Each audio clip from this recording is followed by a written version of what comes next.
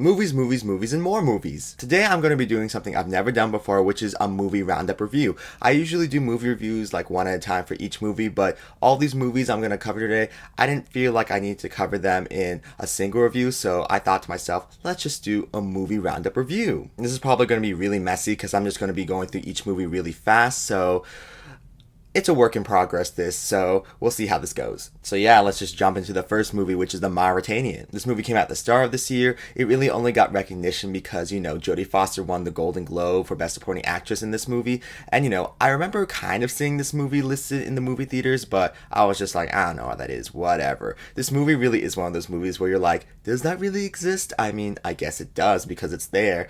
But you know what? At the end of the day with this movie, I was like, this is total Oscar bait. If not for Tahar Rahim and Jodie Foster's great performances, and also the fact that this movie is based on a true story, then I really wouldn't go to this movie at all. I mean, I wouldn't be rushing to watch it. It is just an okay movie. This movie is directed by Kevin MacDonald, and I'm not the biggest fan of his work. I mean, I've seen The Last King of Scotland, State of Play, How I Live Now, and The Black Sea, and all those movies are just fine. I mean, I own State of Play, but I don't know why I own it, but I own it. But with all those four movies I listed, The Mauritanian joins his filmography as just an okay movie. If you want to go watch this movie, go watch it if you're curious about it, but otherwise, I honestly wouldn't waste my time. I mean, it's 2 hours long, so it's a commitment to watch this movie. But then again, it does highlight, the atrocities that the US government was inflicting toward Middle Eastern people, the way they would capture them and put them in Guantanamo Bay, and the way they would torture them. So if you want to see that and be a little, informed about what happened, then go check this movie out. But if not, I would just, maybe Google what happens and then, get a sense of it. The US government, when are they gonna pay for their crimes? When's that gonna happen? Probably never. Moving on, the next movie is Stowaway. Now, this is a Netflix movie, and I heard about it for a while because it stars Anna Kendrick, and I was like, yes, Anna Kendrick is the boo. But as, it came out, I saw some people's initial responses to it, and I was like, ooh, people are just saying it's okay. But, it has a certified fresh rating on Rotten Tomatoes, so I was like, okay, I'm gonna make myself finally watch this. And as I watched it, I was like, this really is just okay. Personally, I only came to watch this movie because it stars Anna Kendrick, Daniel Day Kim, and Toni Collette. If it wasn't for them, I probably wouldn't have checked this movie out at all, but you know what? I did. And also, the movie does have an interesting moral quandary in the center of it, being like, is saving one man's life worth risking everyone else's lives? And I'm like, a very, very hard question that I don't think this movie really solved and, answered that well. You want to go watch this movie? Go ahead. But I mean, it's basically an hour and 45-ish minutes without the credits at the end. So it is kind of a long watch. And personally, I don't think it's really worth the time. But you know what? If you're a fan of Anna Kendrick or Toni Collette, then, give it a watch because they give solid performances. I mean, everyone in the movie gives solid performances, but it personally just wasn't worth my time at the end of the day. Moving on to The Mitchells vs. the Machines, I heard about this movie for a while, and when it finally premiered on Netflix, I was like, okay, we should go watch it. But it took me a few weeks to actually go watch it. I think it took me 3 weeks to go watch it after it premiered on Netflix. But you know what? I finally watched it, and I was like, this movie is pretty cute. The animation style in the movie is very fun, vibrant, and very different from what you usually see in an animated movie, and I loved all the characters in the movie. But the thing is, the story, I don't know.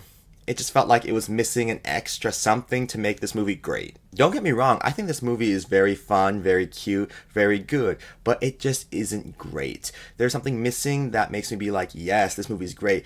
The movie just didn't jump out at me being like, wow, this is great, it's amazing. It just doesn't make me feel that way when I was watching it. At the end of the day, it's a very sweet family movie, more about the bond between a father and a daughter, and also the daughter is a lesbian, so I was like, ooh, y'all better work. I mean, she isn't explicitly, but at the same time, she's wearing a rainbow pin, and she's kind of crushing on this girl, and at the end of the movie, her mom is like, are you gonna bring her home? And it's like, okay, lesbian.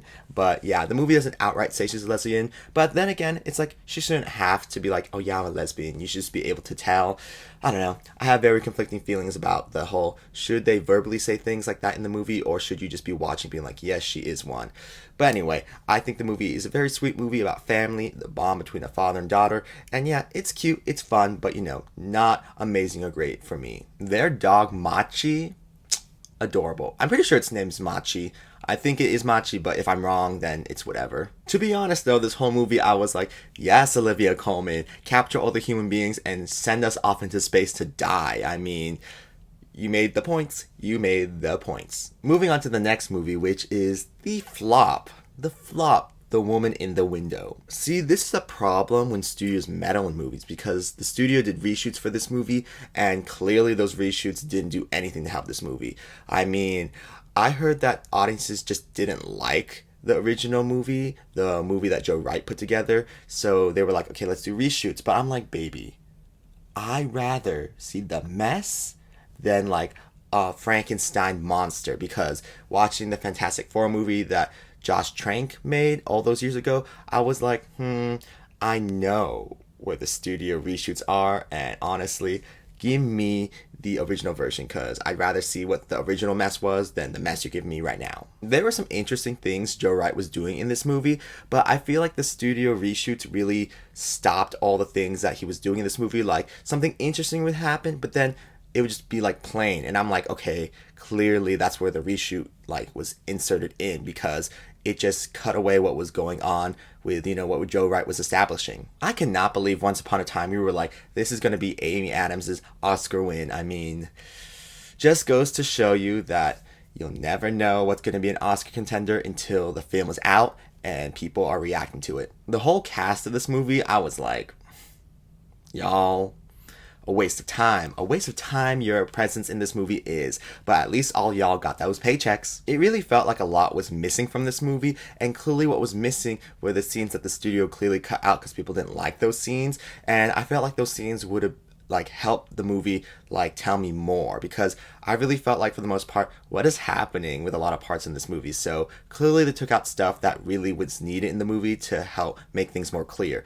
But maybe I should just read the book, but then again the author has been revealed to be some crazy person, so I'm like but then again I already bought the book like in 2019, so I guess I should read it. Both Amy Adams and Julianne Moore are going to be in the Dear Evan Hansen movie musical, so hopefully this is a win for them because both of them need a win because both of them have not been having any hits recently. I mean, Julianne Moore's last hit for me in my brain is Gloria Bell, so they need a win. The redheads need a win, you guys. Okay, so the last movie I'm going to talk about is Those Who Wish Me Dead from director Taylor Sheridan. Not only director, writer also Taylor Sheridan. And it stars Angelina Jolie. Look, I love Taylor Sheridan's work. I mean, I love his writing on Hell or High Water. I love Wind River. He did a great job directing and writing that. And I'm going to start watching Yellowstone because I heard that's a great show from him. But this movie, it just felt like flat to me. It felt flat. It felt kind of dry. Taylor Sheridan is really good at making modern westerns, as shown by Hell or High Water and Wind River and Yellowstone. But this movie just doesn't feel like a really good western.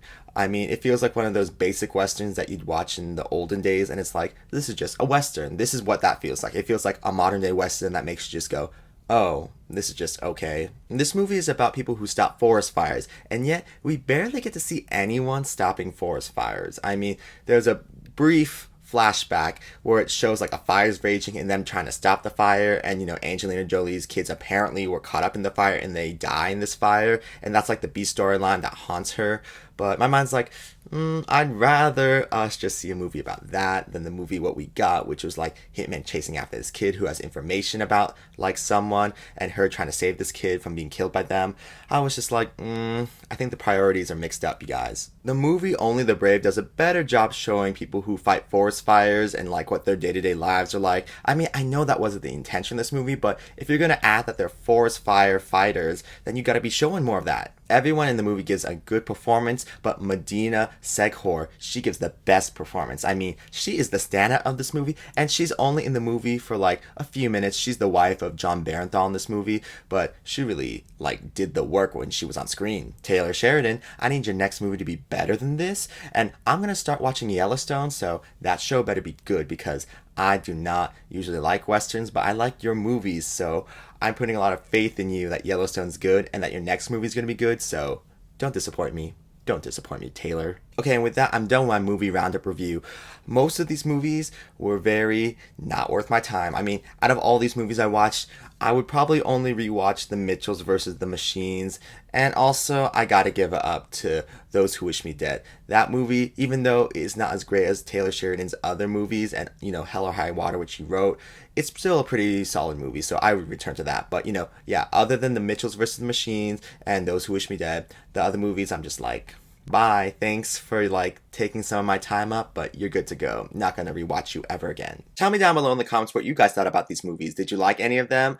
I mean, good movies right now are very slim pickings, very hard to find, but there's a slate of movies that are coming out soon that I hear are amazing. So, ooh, come on, save us. Save us from this drought of movies that are great. I mean, we are just getting movies so far. So, we really need some new movies to invigorate the movie market. If you guys like this video, why not go ahead and subscribe to my channel, because I do movie reviews, I talk about Blu-rays, I do music reactions, and I do whatever else I want to do on this channel, because you know what? It's my channel, so I'm going to do whatever I'm going to do on here. So, if any of that stuff sounds interesting to you, then subscribe, because you know what? Why not? Why not? Thank you guys for coming to my channel and watching this whole video, and yeah, I'll see you guys around in the next video if you're around for that one. So yeah, I'm gonna go now, so yes, I'll see you guys around, so bye.